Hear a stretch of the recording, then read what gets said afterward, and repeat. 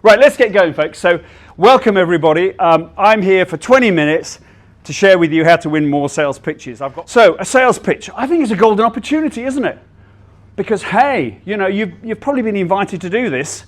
You know, people know you're coming, they're ready for you. It might be one person, might be several people. So, I'm here today to make sure that you don't waste that opportunity. So, let's crack on, because we've only got 20 minutes. So, let's talk about preparation. If you put the time into preparation, you'll get the reward in terms of the money. So whenever, when we talk about looking through your pitch, just keep saying, is it obvious what I'm talking about? Is it easy for my audience to say yes? And then sketch it out, okay? Do you remember these? Does anybody know what this is? Anybody know what this is? A flip chart, that's right. There's no pen though, so I don't know how you use it, but you probably, your thought process, I suppose, does it for you. But sketch it out, So second step is investment. And what I'm thinking here is the terminology, folks. I'm going to give you a top tip that's going to transform the way you come over. Because, think about it. When you're in that thing and somebody says, how much? How often do you go, well, my fee is, or our rate is, or our price is, or your cost is? So I want you to forget all of that and I want you to focus on this one term, your investment. Right, step 3, transformation. What do I mean by transformation? Well, I'm talking here about the vision. Because I think a pitch is a vision. Okay, you're painting a picture in somebody's mind thinking, wow, if we go with this idea, this is what's going to happen. This is the transformation. And transformation could come in various guises, couldn't it? You could be pitching because you're going to take down some barriers to that business that you're pitching to. You might be saving them time or, things like that, or you might be attracting new customers for them, or it could be you're reducing overheads or upskilling their team. So when we're putting our pitch together, make sure it's about the people you're pitching to. It's not about yourself. They know who you are. That's why you've been invited. So you don't need to start your pitch saying how brilliant you are, all the cups you've won, what a fantastic team you've got, the amazing coffee machine in your office. And then make sure in your pitch you've got some sort of choice. Because I'm a buyer. I like to make decisions.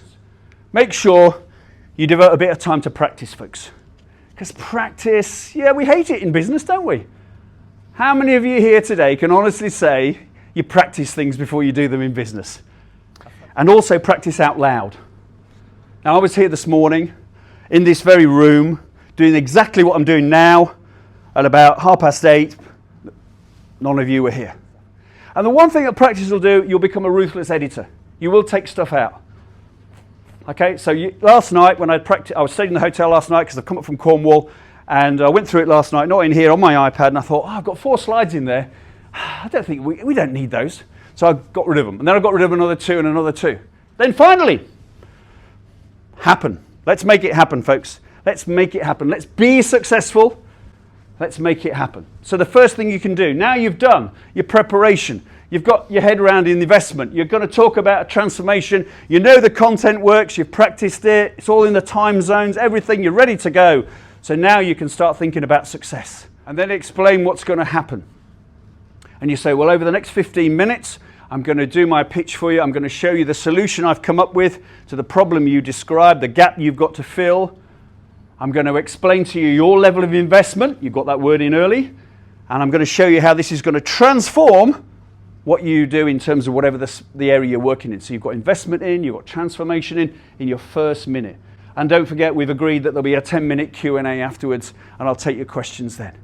So you're managing the pitch as well as delivering it, folks, on how to manage that all-important Q&A. Because you get questions. And the one thing I always find with people I see and I work with is they get a question and they spend about 10 minutes answering the first question. So do not do that, okay?